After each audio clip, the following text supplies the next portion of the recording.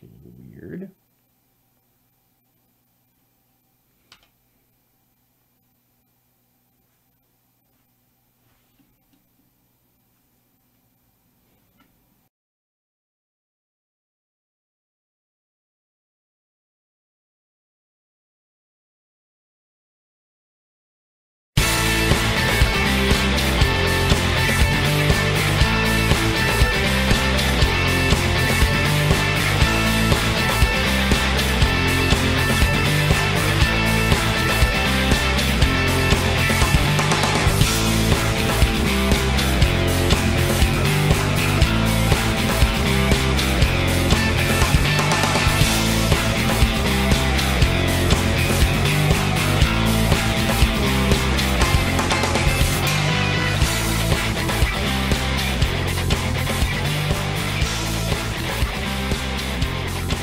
Hey everybody, welcome to the show.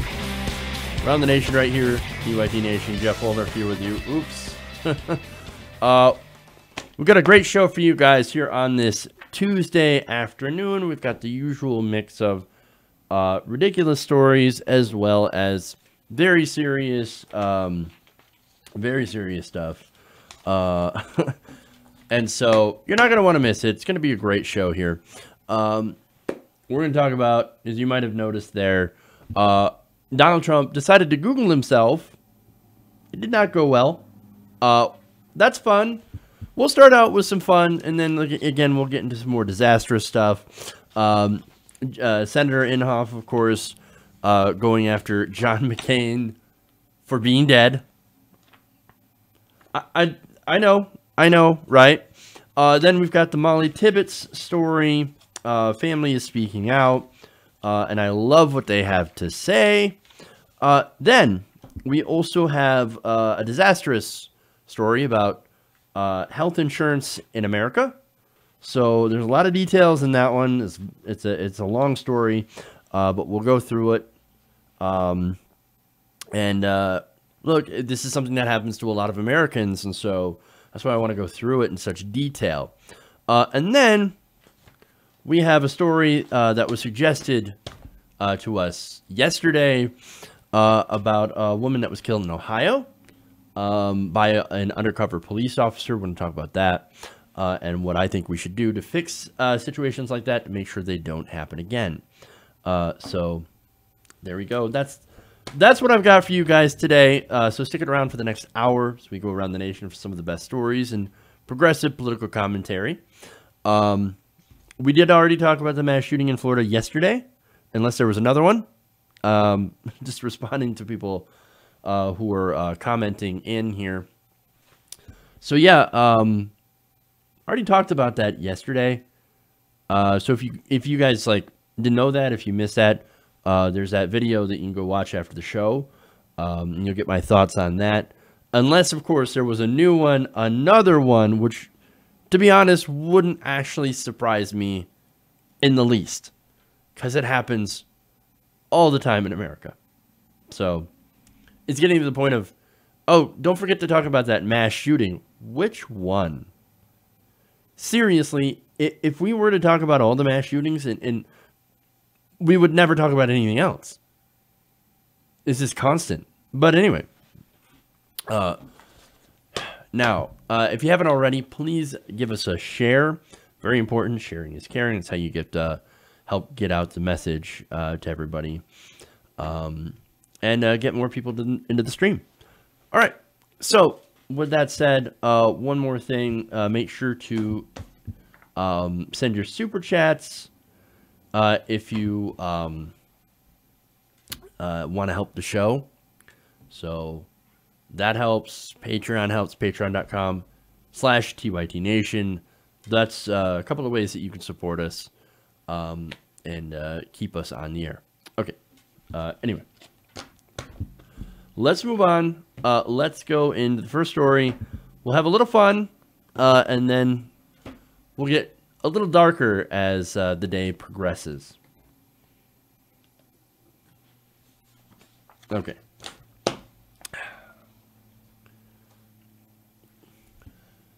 So Donald Trump is in a rage. Well, yeah, okay, that's not much of a surprise. It's not really a new update. But this time, he's enraged over Google. Turns out, the president decided early in the morning to do a Google search of himself and was very dismayed at the results that he found. Earlier today, this is about 5:30 in the morning, he tweets out, Google search results for Trump news shows only the viewing/reporting of fake news media. In other words, they have it rigged. Google is rigged, guys. Google's rigged against Donald Trump. He said, for me and others, so that almost all stories and news is bad. Fake news CNN is prominent, Republican, conservative, and fair media is shut out. Illegal? Oh, okay, well that last part, that's actually kind of important. But first, I love how he's like, oh, fair media, shut out. All I'm seeing is negative stories about myself. Could it be that maybe that's seems to be all that there is to report? Okay, look, to be fair, maybe there are some positive things to report. Look, for example, I'm going to do something nice. I'm going to say something nice. The deal that they're talking about with Mexico might actually help American workers. Oh my God. But we'll look into that, of course, and we'll look into the details and see if it does actually help. But it's a possibility that it actually might help American workers. And if so, I will give Donald Trump credit. But here's what he means by fair media, okay? He means media that's nice to me. Anything that's positive for Donald Trump. So things like Daily Wire, Breitbart, Fox News. Look, there's a lot of media that actually does do a lot of positive reporting on Donald Trump. That's where you'll find it. CRTV, all these different conservative outlets, they do a lot of positive stories.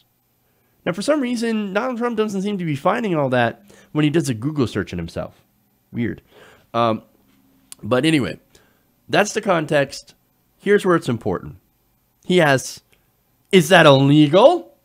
Meaning that, oh, if it's illegal, then I'm going to go after Google.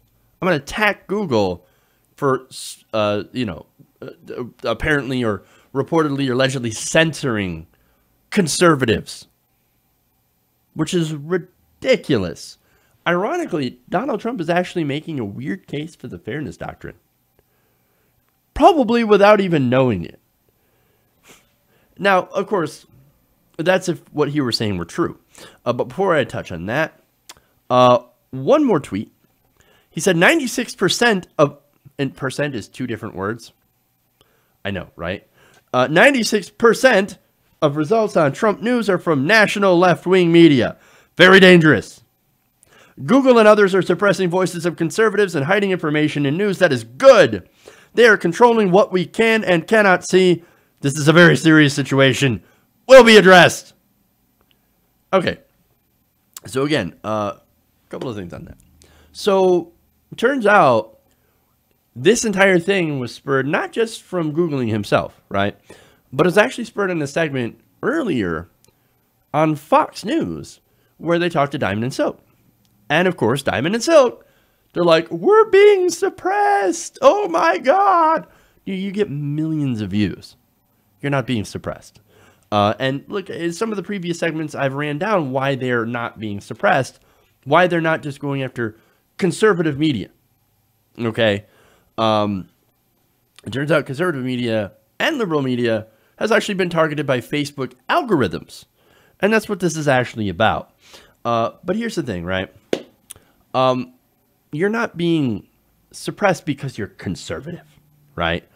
And as president, Donald Trump can't go after the media because of a thing called the First Amendment that guarantees freedom of the press. Now, I know Donald Trump hates that freedom because the mean things, they say mean things about me, they must be fake. I'm sorry, but just because people say mean things and your little ego can't handle it, doesn't mean you can go and attack the press. And here's the thing, right? And this is why he goes so hard after the media. He's been surrounded his entire life by yes men. No matter what he does, no matter what kind of ridiculous deal or how badly he screws up, people still kiss his ass. Why? It's because Donald Trump was born into money and got all sorts of money from his dad. So now that he ran for president and that he actually won, he is president of the United States. Now you have people that are criticizing him, very powerful people, right? Mostly fairly, but sometimes unfairly. And we pointed that out before. And what it does is it completely shatters his worldview. Oh, no, I can't believe it. I will not admit that these things are correct, so I'm going to just label it fake news. Because I cannot be wrong. But he knows it's real, and he lashes out like a child. And of course, he threatens to violate the First Amendment to the Constitution over it. So anyway, look, what Trump thinks, and I believe this, and he's basically saying, I think Google is manipulating search results by hand, and are purposely filtering out positive news stories about me whenever somebody Googles Trump news. That's not how it works. There's no person that's sitting there going, I will now filter out Trump news so that the only thing that shows up in a Google search is negative. No, the search results that appear on any Google page are decided by an algorithm that brings in a whole host of factors, many of which remain known only to Google itself. Now, I find that slightly problematic because then again, if we knew what drove the algorithm, especially on Google or on platforms like YouTube, well, then we'd have millions of views. We'd know how to game the system in order to get the maximum amount of exposure. Nobody knows how that algorithm works. But it's certainly, the algorithm is a computer. This computer is not going to have a bias against Donald Trump. Now, results are also influenced by previous browsing and search history. So, look, if Donald Trump, and I can see this happening, Donald Trump's Googling the New York Times to read about what they're saying about him, then guess what? When he Googles Trump news, that's going to factor into his search results. Okay? If he Googles Paul Manafort, who just recently got convicted of 8 different charges, then it's going to come up with those 8 different charges. They're not going to be positive stories about Paul Manafort. It's all going to be stuff that was already in the news cycle, and the algorithm's going to pull that up. Okay? That's kind of how it works. So recent news and what you've looked up and all that stuff, right now, if you do a Google search on any of those things, you're going to get mostly what they would consider negative coverage, but I think it's honest coverage on Paul Manafort because he was guilty of 8 of those different counts. That's not a bias against Donald Trump. Not only that, but I'm reading an article here from The Independent who decided, you know what, I'm going to do my own Google search to show how different people's search results can vary, right? They found that searching for Trump news brings up stories from a wide range of sources. They included positive stories from the BBC and from Fox News, as well as more critical pieces from CNN. So they had more of a balance. So it really depends on your history, what you've looked at, what's in the news cycle, and a whole range of other factors. So everybody's search results are different. Thanks to that algorithm. That algorithm is not a human being. That algorithm is basically a robot that learns and it, tailors itself to its users, right? So here's the thing, right?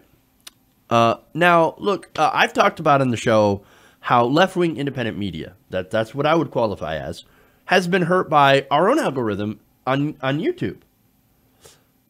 So we had an issue for a couple of months where we weren't showing up in the search results, right? Because of algorithm changes. Now it turns out it's not just targeting left-wing media, it's actually targeting right-wing independent media as well. So we've had that issue. We fought with algorithms, and it turns out that those things are not perfect. So that can be problematic, right? But the thing is, it hits both left and right-wing sources pretty equally. unlike what Donald Trump, Diamond and Silk are claiming. It's not an effort to go and stifle conservative voices. But there's the thing, right? They always do this. They always play this, we're unique victims, right? We're snowflake victims because the government is targeting us. Well, how's the government targeting you? And this is before, like, for example, with I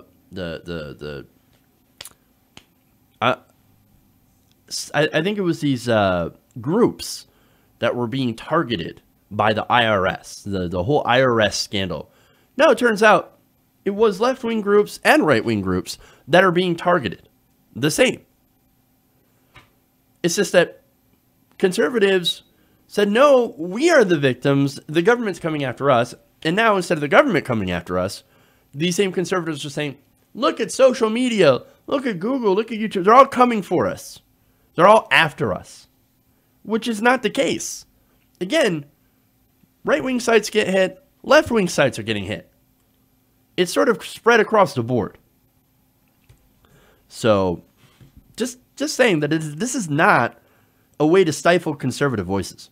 Now, if the government did come in and start shutting down companies for saying things or doing stories that they don't like, well, then that would be a problem. Oh, wait, that appears to be what Donald Trump is calling for. And that would be, of course, against the First Amendment, because it is the government trying to censor speech. Now, here's the thing. This is all projection, right? Oh, my God, the left-wing media, they're shutting us down. They're shutting us down. What left-wing media are you talking about? CNN? Don't make me laugh. Where's the left-wing media? All I know is that there's an establishment media, which is CNN, which is MSNBC, and yes, even Fox News is establishment media, and what they do is they favor power. If CNN were left-wing, why would Jake Tapper do a hit piece on Medicare for All, based on only the word of the guy who did the study, who wanted to contradict his own study? Left-wing media, my ass. Look, the media is the establishment media, right? And look, if I'm not mistaken, Donald Trump, the establishment media gave you $2 billion in free media coverage during the campaign. Under the direction of the Democratic Party, the media, the so-called left-wing media, elevated you with the Pied Piper strategy. They gave you more free time because they thought you'd be easier to beat. It's not left-wing media. It's establishment media, and they're only in it for their own power. So, what this is, though, this is Donald Trump basically throwing a tantrum because people are mean to him online, and they write negative stories.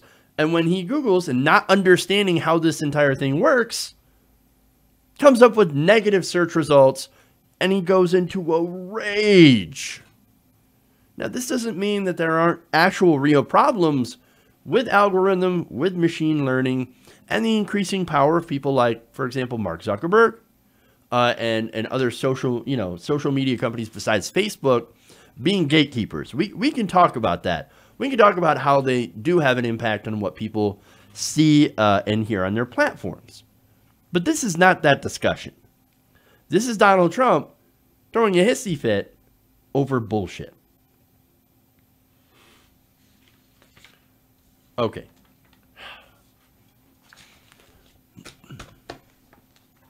I hope I was fairly clear on that. Okay. Moving on.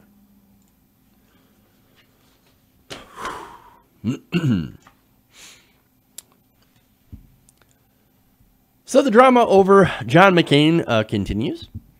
This time you have Senator Jim Inhofe, apparently who was a friend of John McCain, one of his colleagues, now blaming him for the White House flying the flag at half-staff for like a couple of days, or for like one day, and then putting it back up, and then getting yelled at, and then taking it back down to half-staff. Look, this is the insanity of Washington, okay? So everybody, of course, was enraged. Everybody in the Washington bubble was enraged. Oh my God, how dare you disrespect John McCain like that? And of course, Donald Trump was a little bit petty because that's who he is, right? Puts it up and then takes the flag back down to half staff after getting yelled at. Look, yeah, okay. There's that context, right? Now, afterwards, Senator Inhofe, speaking to reporters, basically said, you know what, whose fault this is? This is John McCain's fault. Inhofe said that McCain was very outspoken that he disagreed with the president in certain areas and wasn't too courteous about it. Huh. No, courteous. You're not courteous enough. You're discourteous. How dare you not treat the president with decorum? That's what this is about. Now, I'm going to go here go to a tweet here from Ashley Killow. She says, Senator Inhofe, a senior member of the Senate Armed Services Committee, told reporters that McCain was partially to blame for the controversy over the White House flag, saying it was a result of his public spat with Trump. Otherwise, Inhofe was highly complimentary of McCain, calling him my hero. He's my hero, but I still think he's at fault for this.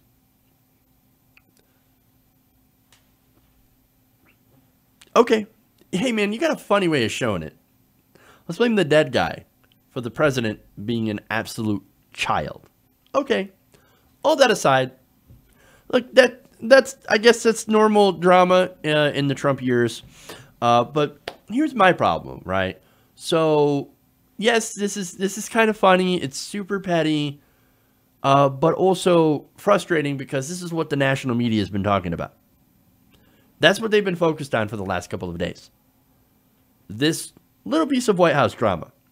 So, for me, I think there's more than enough criticism to go around here, because, look, I'm just going to be the guy who just torches everybody today. I'm in that kind of mood. So, okay, let's go to John McCain. John McCain's a warmonger. His decisions helped kill hundreds of thousands of people. He also made disparaging comments about Asian people, voted for tax cuts, wars, etc. That's the truth about McCain. He did all that stuff. So let's just be honest about that, okay? We'll get it out there. That's just public record. Trump is a child and a moron, and he's absolutely petty. This guy is on a power trip.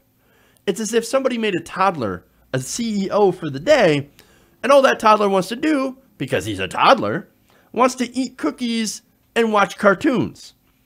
And then when somebody comes along and says, hey, you know what, you might actually have to do some work, all he does is say, you're a poopy head. That's it. That's Donald Trump in a nutshell. And then, of course, Washington itself. Washington is insufferable. Whenever somebody like that dies, right? And it doesn't matter who. Washington has this reflex of painting them as absolutely perfect. They deify this person. Oh, no. We've got to respect the dead, right? No matter what they've done, we have to absolutely 100% respect the dead and not point out things that they might have done. Things that actually made them human. Things that might have been mistakes or absolutely were mistakes. We can't have an honest conversation about a person's record. Oh, no. Too soon, you're being disrespectful. We've got to have decorum. No, we don't. Look, the problem that I have here is we tend to respect the dead more than people who are actually alive. Bombs are still being dropped on Yemen, on living people. We don't talk about that. We don't talk about Afghanistan, how Eric Prince wants to privatize the army and send in a private force into Afghanistan so that we can occupy in perpetuity.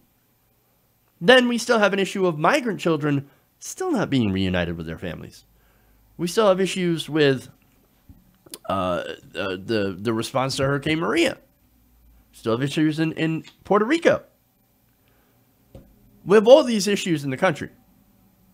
And yet, here's our news media being all over a story about the flag being at half staff. And again, look, I know Donald Trump's petty. It's ridiculous, right? But you know what? Yeah, we know he's petty. We know he's going to do petty things. We get it, right? But that's the major news story.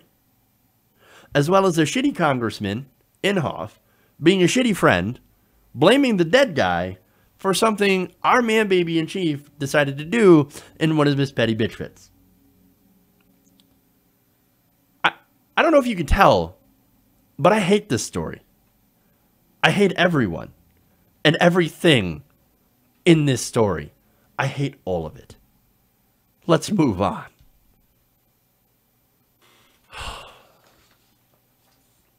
Some days the news media just frustrates the hell out of me. Okay.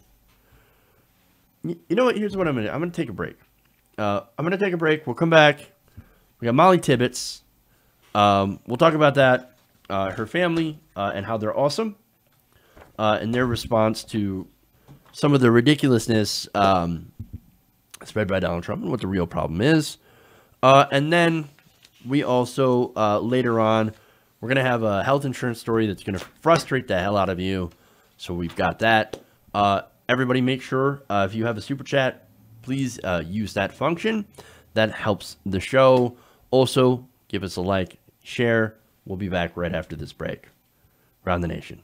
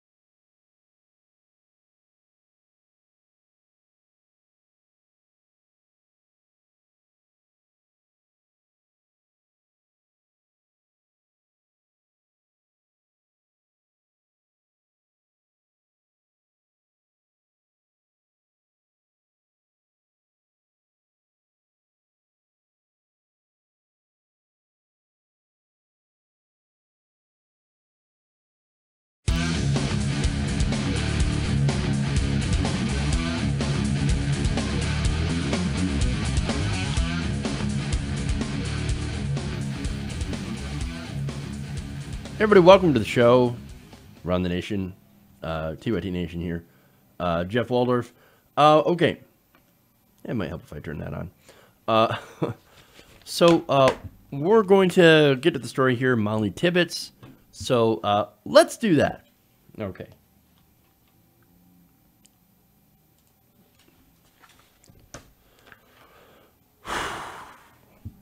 So following the tragic death of Molly Tibbetts by someone who may or may not have been a citizen of the United States, the right wing, led by Donald Trump, had been using her death as a way to push their narrative against all immigrants. Now, we've heard Fox News, we've heard Donald Trump talk about Tibbetts' death nonstop. And look, it does deserve to get news coverage. It is an important story. Now, however, the way that they're using the story is, of course, to push for less immigration and stricter immigration laws. Now, Trump, of course, has been using families of victims to push his narrative. However, the family of Molly Tibbetts is not going along with that, thankfully. And I want to give you some of the responses here.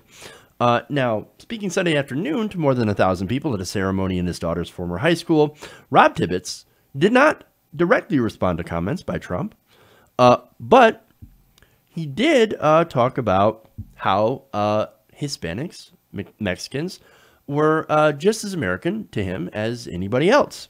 In fact, he said, the Hispanic community are Iowans. They have the same values as Iowans. As far as I'm concerned, they're Iowans with better food. So, hey, that's a good statement. So that's in direct contrast, of course, to some of the hate that we have seen from members of the right wing. Now, in his address at Brooklyn Guernsey Malcolm High School, Rob Tibbetts asked mourners to remember his daughter by celebrating something wonderful rather than focusing on how she died. Now, Tibbetts also urged the audience to remember his daughter's passion for life and her desire to help others. To highlight his call to celebrate wonderful things, the father recognized a couple who had just married the day before his eulogy. He said, "Today we need to turn the page. We're at the end of a long ordeal, but we need to turn toward life, Molly's life, because Molly is nobody's victim. Molly is my hero." So that's the father, and that is powerful, and that is moving. Now, her cousin, however, a bit more direct, Sandy Tibbetts Murphy on Friday had wrote this on Facebook, and this does go after people who have been politicizing her death for political gain. She says, "Especially for those who did not know her in life, you do not get to usurp Molly and her legacy for your racist, false narrative now that she is no longer with us. We hereby reclaim our Molly." Further on goes to say, "Molly was killed and a man has been arrested and charged with her murder. Yes, that man is an immigrant to this country, with uncertainty as to his legal status. But it matters not. He could have been a citizen born in this country. He could have been an older white man from anywhere. He could have been a man from Molly's world. He is a man whose path in life crossed that of Molly's life with tragic results. He is a man who felt entitled to impose himself on Molly's life without consequence." Now, here's where I think he's going to make certain members of the right make their head explode. She continues, "He is a man who, because of his sense of male entitlement, refused to allow Molly the right to reject his advances, the right to her own autonomy. Molly was murdered because a man denied her right to say no. Our national discussion," she continues, "needs to be about the violence committed in our society, mostly by men, as seen by these grim statistics from the FBI." And she cites numbers on, for example, 89.5% of murders are committed by men. 98.9% of forcible rapes are committed by men. 80% of violence against families and children is committed by men. 85% of intimate partner violence is committed by men. She says, "We must be willing to address the way we raise our boys and young men so that violence is not a part of their response to this world, like the recent murders of the Colorado family or the similarly tragic homicide of Kate Steino. Molly's death is further example of the toxic masculinity that exists in our society. So notice how she's taken this from a discussion from, oh, those immigrants are all bad, to, hey, maybe we need to have a discussion with our men and teach them how to better treat women. Now, I think that's a positive direction, but she's not done. Molly's murder is truly tragic and horrifically painful for all of us who knew and loved her. The extinguishing of a treasured spirit much too soon. It is not your right to exacerbate this grievous act by hijacking Molly and all she believed with your racist fear-mongering. You do not get to use her murder to inaccurately promote your permanently separated hyperbole. You do not have permission to callously use this tragedy to demonize an entire population for the acts of one man. No, we reclaim our Molly. So, understand, that is incredibly strong. Now, like, I'm not going to speak for the family, right? I'm not going to speak for Molly. But I just want to say how refreshing it is to hear this cousin call out what is a real problem in our society. Right now, look, we don't have an immigration problem, right? We have net zero immigration from Mexico. So more people are leaving than coming in. Our main problem with immigration, with people that are become undocumented immigrants, is actually people that fly in and overstay their visas. That's not even a high number. And then when you look at the rate of criminal acts, immigrants are less likely to be able to actually commit crimes than native-born Americans. So we don't have that problem. That is basically Donald Trump has a solution looking for a problem, and that solution is to waste a whole bunch of money on a wall. Ridiculous, right? But this Sandy Tibbetts Murphy, she says that's not the problem. No, the problem is where you have toxic masculinity. Not masculinity, right? There's nothing wrong with being masculine. There's nothing wrong with being feminine. It's when it gets into, no, I'm entitled to your body. I have a right to your body. And you don't. You don't have a right to say no, because I will hurt you, right? And I've talked about male entitlement. For example, I mentioned it on when I talked about the Florida shooting in Jacksonville, where somebody felt that they were entitled to win, right? I feel like I'm entitled to win. I'm entitled to get what I want out of life. The same can be applied, of course, to women. And there are men out there that feel that they are entitled to a woman's body. This man was one of them. And look, we've got to face the fact, right, that there are a lot of women that are afraid of men. They are afraid of spurning advances. They are afraid of saying no. Now, why, you ask? Now, look, for someone like me, something like that would have never occurred to me years ago. Now, what are you talking about? Of course you can say no. I mean, if you don't want to be with somebody, you don't want to sleep with somebody, all you have to do is just tell them no. But see, we're missing something, because from our perspective, if we're not interested in going out with a woman, what we have to do is say, of course not. No, we're not. I'm not really interested. And nothing would happen to us. But women don't get the same deal. Women often get killed, raped, for spurning in advance. Now, there are women out there that are unable to say no because they know the reality. And they say, well, they're afraid to say no. And so some people might think, what are you talking about? She was leading me on. No, not in every case. In a lot of cases, they're afraid that they're going to get murdered. So they can't just say, I'm not interested, I'm not interested. That's a big problem. And so this is a conversation that we don't have enough. Again, forget about immigration. I just told you, net zero from Mexico. Immigrants commit less crime than native-born Americans, right? How about we have a conversation about male entitlement? Let's have a conversation about how we raise men to treat women. So look, growing up, there was a lot that I didn't know about this specific issue, right? And I believe that I was in danger of becoming one of those so-called nice guys, right? Well, if I'm just nice to a person, and treat them well, then I will get something from them. Now, that's not being a nice guy at all.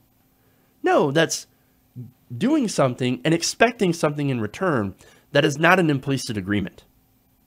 That is not being a nice person. That's not being a good guy. That's being a terrible guy. And what it takes to get you out of that mentality is you actually have to know. You actually have to find out from their perspective. You actually have to understand them and treat them as they're human beings. And we're not having this conversation. We're not treating our young men to do that. We are not teaching them. So, look, and again, you got to treat young men and boys that they do not have a right to a woman's body. And we have to talk about the incel community and some of the violent rhetoric that leads to violent action. That's a discussion that we need to have. Now, are they talking about that? Is Donald Trump tweeting about that? No, of course not. This is a guy who thinks, no, look, I bought her some furniture, right? So of course she'll sleep with me. I can go and grab her by the pussy. And that's fine. When you're a star, they let you do it. Of course you're not going to get this discussion from Donald Trump or many in the right wing. Look, that's the reality of the situation. She's absolutely right, in my opinion. It wasn't immigration that killed Molly Tibbetts. It was toxic masculinity. It was men feeling entitled and then lashing out when they get what they do. And it happens far too often in America. And it's something that we don't talk about enough. And so I actually think that this is a fantastic response. It's incredibly strong. And hopefully it leads to a discussion on what we should do about it.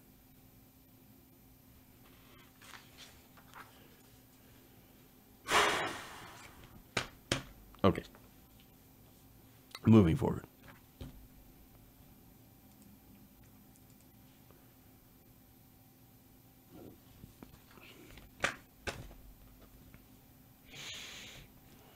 All right.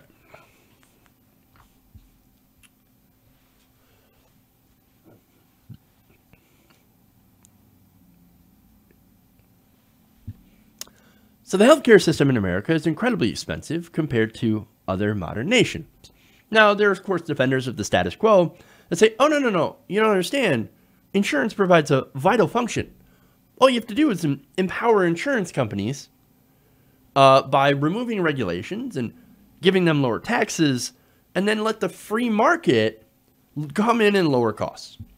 So this is a problem with over-regulation. This is a problem with too much government, right? The insurance companies, they're going to act on their own. And that is the way. We got to let the for-profit free market work its magic. Really. So let's ask Drew Calver that question. What he thinks about that. Now, Drew Calver is a high school history teacher in Texas. Now, he recently went through a life-threatening experience. He had actually collapsed in his bedroom from a disastrous heart attack. Now, he recalled, I thought I was dying. He then called out to the other person in the house, his oldest daughter, Eleanor, now 7. Using his voice, he texted his wife, who was at the store with their youngest, Emery. A neighbor rushed him to the nearby emergency room at St. David's Medical Center on April 2nd of 2017. So what started out as could have been a disastrous story, actually, look, turned out somewhat decently, but wait, then it goes into disaster. Let me give you the details. Now, the ER doctors had confirmed the trauma to Calver's heart and admitted him to the hospital's cardiac unit. The next day, doctors implanted stents in his clogged widowmaker artery. So, look, he survived. And in any other country, this would have been the end of it, right? Great, he survived the widowmaker. He's doing much better. He's on the road to recovery. But remember, we live in America. Now, the heart attack, and just to show you his physical condition, because I'm certain some people will bring that up. Calver was an avid swimmer who had just competed in an Ironman triathlon just 5 months prior. So someone like that is apparently in pretty good shape. And yet even he can have a heart attack. It can happen to anybody. Now, anybody who's ever had a medical emergency in America should understand the next part. Even from his hospital bed, Calver had asked whether his health insurance would cover all of what they did. And now, this is a financial worry that accompanies nearly every American hospital stay. He was concerned because St. David is out of network on his school district health plan. The hospital told him, oh, no, don't worry. We accept your insurance. Even though you're out of network, don't worry about it. You'll accept the insurance. Okay, well, let me get to the details on that a bit later. But first, this is only something that's unique to America, right? Nobody in any other modern industrialized country has to worry about, am I in network? Especially, that's the last thing you want to worry about, especially during an emergency. You go in, you're treated. That's it. And then you can focus on recovery. But unfortunately, that is not what happens in America. Now, how much did it cost? Well, the hospital had charged $164,941 for his surgery and his 4-day stay in the hospital. Now, Aetna, which administers health benefits for the Austin Independent School District, paid the hospital, as insurance is supposed to do. Now, how much did they pay? Again, this is insurance, $162,000. It's a lot of money. There's no way you can handle it on your own, but that's why you get insurance, right? Well, it turns out the insurance company paid the hospital a total of $55,840. That leaves him, Calver, on the hook for over $109,000. Now, despite that, right, the hospital with the hospital's prior insurance, Calver believed that he wouldn't bear that much of the cost, right? I mean, certainly, maybe they would come in and not charge that much, and maybe insurance might cover a little bit more. You know, look, I needed to have this surgery. It's really not my fault. I had to go out of network. And they said they'd cover me, so, well, I mean, there's no way, right? No way. Well, let's do a breakdown, right? Now, the total bill is $164,941, and that includes $42,000 for 4 stents and $10,000 for room charges. Now, I'll get to the stents later and why this is important. Calver's insured paid about $55,840, and the hospital billed him for $108,951.31. Now, here's the thing. I tell you that because, again, that's the total cost. Now I'm going to get to why. Now, St. David's Healthcare is a large hospital system in Central Texas. It is run by HCA Healthcare, the nation's largest for-profit hospital chain, and 2 nonprofit foundations. Now, without this care, I need to mention he would be dead. He's not dead. That's great. But he's left, what, $109,000. That's an amount that is twice his annual pay as a teacher. Wow. And to make it worse, the hospital's billing company sent a notice June 26, urging him to take advantage of this, quote, final opportunity to settle your balance. Oh, look, it's a final opportunity. They're giving you an opportunity to pay them $109,000. Honestly, who can come up with that amount of money? I mean, let's just pull that out of my ass, says absolutely no school teacher. And again, it's not like he didn't have insurance. He had insurance, but it wasn't enough. It wasn't enough. What's the point of insurance if it only pays about 1/3 of a massive bill? That's one of the big problems here. Insurance companies are a ripoff. Not only that, but look at how much we pay. We pay double what they do in healthcare costs per capita than Canada. And one reason is because of predatory billing practices from, as I mentioned before, for-profit hospitals and for-profit insurance. Now, St. David's is a for-profit hospital, right? So they do something called surprise bills and balance billing. Okay, well, let me explain what that is. Now, surprise bills occur when a patient goes to a hospital in his insurance network, but receives treatment from a doctor that does not participate in the network. So the hospital's in network, but you have a doctor that's there that happens to be treating you that day that is not in your network. And therefore, you get a bill because the insurance won't cover it. So that's surprise, right? Surprise! You're going to cover all this. Now, they can also occur in cases like Calver's, where insurers will pay for needed emergency care at the closest hospital, even when it is out of network. But then the hospital and the insurer may not agree on a reasonable price. The hospital then demands the patient pay the difference in a practice called balance billing. So that's what happened to Calver, right? So because the insurance company could not agree on the price, you get the bill. Now, remember, insurance companies make more money the less they pay out. But if you're a for-profit hospital, you're also going to charge more because guess what? You need to go and make as much money for your shareholders as possible. And that means overcharging people like Mr. Calver. Now, here's the thing. So, look, this is obviously a ridiculous practice, right? And there's been a lot of complaints about it. So, as a result, there have been states that have actually tried to minimize this practice. Now, these states include even Texas, as well as New York and California, and New Jersey. They've all passed laws to help shield consumers from surprise bills and balance billing, particularly for emergency care. Because again, if it's an emergency, you can't just go and say, oh, sorry, I know I'm in the middle of dying right now, but is our hospital in network? Is our doctor going to be in network? Because if so, I mean, you're going to have to drive me somewhere else. No, you're having an emergency. Your life is on the line. What are you going to do? So they passed these laws. However, they left, as usual, a gigantic loophole. It turns out that those state-mandated protections don't apply to people like the Calver family who get their insurance coverage from employers that are self-insured, meaning the companies of public employers pay claims out of their own funds. Federal law governs those health plans, and it does not include those protections. In reality, it turns out that 60% of people with employer health benefits are covered by a self-insurance plan. And of course, so many people are covered by this, but they don't know it.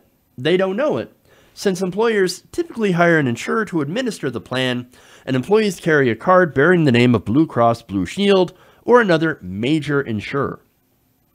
So you can be insured, but get stuck with a major bill and not know why until it's too late. Insanity. But it gets worse. In the statement, St. David's Healthcare defended its handling of Calver's bill and sought to blame the school district and the insurance company for offering such a narrow network. Now, I'm going to point out why this is absurd. They said, while we did everything right in this particular situation, the structure of the patient's insurance plan as a narrow network product placed a large portion of the financial responsibility directly on the patient because our hospital was not in network. But wait, they said, don't worry about it. We'll take your insurance anyway. Insanity. Sorry. They're simply out of network. What can we do? What can we do?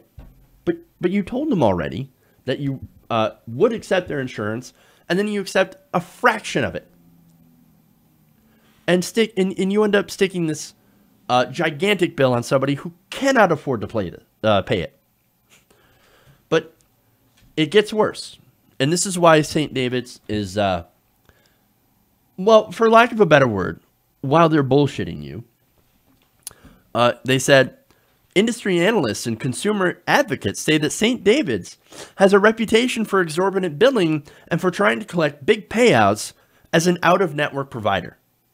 Remember, that's their whole argument. We're out of network. Sorry, nothing we could do. But then they decide to stay out of network so they can get more money. according to Dr. Merritt Quorum, he said, "This is a well-known problematic provider. We've seen multiple bills from them, and they are always highly inflated." Now, Dr. Quorum, of course, is the chief executive of Weld Rhythms. Now, they scrutinize medical bills for self-funded employers and other clients nationwide. So they look and they see if you're inflating these bills. Now, Weld Rhythms reviewed Calver's bill in detail at the request of Kaiser Health News and determined that a reasonable reimbursement would have been $26,985. That is less than half of what Aetna paid. Weld Rhythms, as I said before, looked at that, half of what they paid. So the insurance company is also getting cheated, weirdly enough. Now, Healthcare Blue Book, which offers cost estimates for medical tests and treatments, also arrived at a similar conclusion. It said a fair price for hospitalization in Austin involving 4 heart stents would be a total of $36,800. St. David's Medical Center charged at least 4 times that amount. Quorum and other analysts who reviewed the bill said several charges stood out, especially on the 4 stents, which were billed at $42,940. Coronary stents are typically metal mesh tubes implanted in arteries to improve blood flow. Most are coated with drugs to assist in healing. St. David's charged $19,708 apiece for 2 Synergy stents made by device giant Boston Scientific. 2 other stents were far cheaper. The $20,000 price tag represents a significant markup of what U.S. hospitals typically pay themselves for stents. The median price paid by hospitals for the Synergy stent was $1,153 over the past year, according to the nonprofit research firm ECRI Institute. So get this. They buy the stents for a low price, and guess what they do? They jack up the price. Quorum said that St. David's charge of over $19,000 for those stents is absolutely outrageous. And I agree. Look, this is what happens when you have a profit motive in healthcare. When you run our healthcare system as a means to make money. Tell me again how the free market is better, how the free market is supposed to fix this mess. Calver still owes $108,951.31. Nobody is helping him. He's going to have to start a GoFundMe or something. And I don't know if he already has, because he doesn't know how he's going to pay this. In fact, the hospital's debt collector sent the Calvers a letter August 3rd demanding payment in full. As if that's going to happen. As if somebody can come up with over $100,000. Look, this is the cost of healthcare in America. This is an example of how our healthcare system is literally killing us. This profit motive in healthcare is a problem. It is the problem. Now, the solution to that is Medicare for all. HR 676, Bernie Sanders' bill. That's the solution. Green is the problem. Single payer is the solution.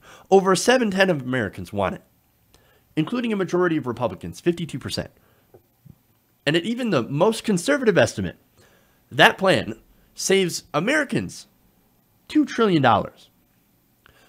And also gives you peace of mind. Imagine surviving a heart attack and then not going broke because of it. Imagine being able to, while you're recovering, say, I don't have to worry about getting a massive bill. That's what every other modern country does. And it's because they have single payer. They've taken the profit motive out of medicine. And they're not only happier, but they're healthier. That's what we need to do here in America. We're the only country that hasn't done it yet. And we cannot wait anymore. The time is right. This system right now is killing us. It's destroying lives. This school teacher, there's no way he can afford that bill. No way. We need to fix that system so that this doesn't happen again. We need Medicare for all, and we need it now. Okay.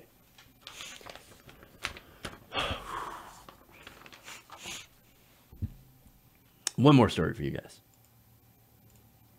As if it's not bad enough. So we have a story here that was suggested by one of the members of the audience yesterday. So I'm going to talk about that today. First, guys, if you haven't already, please send super chats. That goes and helps the show. If you want to support us, and I appreciate it if you do it. But okay. So now let's get to this last story here. All right. So earlier, a young woman had been fatally shot by police officers. I'm sorry, let me start that again. Okay. A young woman was fatally shot by a police officer during an undercover prostitution sting in Ohio. Now, the woman, 23-year-old Donna Castleberry, also known as Donna Dalton online, was killed by a plainclothes police officer after he allegedly forced her into his car during an investigation. Now, the investigators said that 30-year-old veteran officer was working in the area of Bellows and South Yale Avenues after complaints of prostitution. So now this undercover cop in a unmarked car, plainclothes officer, goes and checks out this area and looks into this woman who may or may not have been a prostitute. So that's when the situation goes horribly wrong. Now, detectives said that the officer fired multiple shots inside of his car after Castleberry stabbed the officer during some sort of altercation. So something happened in that car. She stabs him in the hand, and he shoots her dead 8 times. So, look, what are the details? Okay. Now, we don't know what happened in that car. And I'm not going to speculate as to what happened in that car. But look, let me give you a quote here from her cousin, Mary Lale. She said, I thought over the last few days, if I were in that position, being inside of an unmarked car with somebody trying to detain you, who is a plainclothes police officer who has not identified themselves, she said, I might lunge at somebody if I feared for my life. Now, why would she have feared for her life? Well, here's an older man, 30-year veteran of the force, not in uniform, as I keep mentioning, forces her into an unmarked car, tries to detain her. Well, what do you think is going to happen? The result is she stabs him in the hand, and he fatally shoots her 8 times. Now, if you don't know somebody is a police officer and they force you into a car, are you not going to defend yourself? Are you not going to use every available means to save your own life, which you think is in danger? That's the problem here. Now, of course, there are some people out there who's probably saying, yeah, but you understand. She had it coming. She was a prostitute. She broke the law. You're not supposed to break the law. Wait. Well, okay, my question is, then, as a response to that, why is prostitution illegal in the first place? Now, if your answer is, it's harming women. Well, if you talk about situations like this, then yes, we agree. It's harming women. Only the enforcement of the law is the thing harming the women. Now, this isn't talking about trafficking, right? No, so if you're involved in sex trafficking, first of all, if you're a woman involved in sex trafficking, there are ways in which you can get out of that situation. There are ways in which people can help. And I think that should be absolutely more ways. And I wouldn't, look, I'm in favor of helping trafficked women. Nobody should ever be in that situation.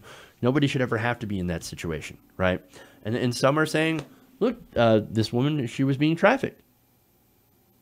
And if you're, being trafficked, you're being exposed to all these indignities. You're being sexually assaulted, raped. So you carry around weapons. And that could be true. But look, that said, more enforcement of sex workers does not help people who are being trafficked. Okay? Because there is a difference between trafficking and sex work. Sex work is often voluntary, or should be voluntary, or else it is trafficking. So sex work is voluntary unless you're being trafficked, which is totally involuntary. So that's a major difference here. And so I think the solution to things like this is maybe we should legalize sex work. So, look, and before you say, oh, come on, that's crazy. How is that actually going to help people? How is that actually going to help women? Well, hold on. Now, I have an example from overseas, Zurich in Switzerland. Now, in Switzerland, they installed, in particularly the city of Zurich, installed sex boxes where prostitutes can legally and safely ply their trade. This happened back in 2013, right? Now, how does that protect the women? Well, first, they've had it legal since 1942.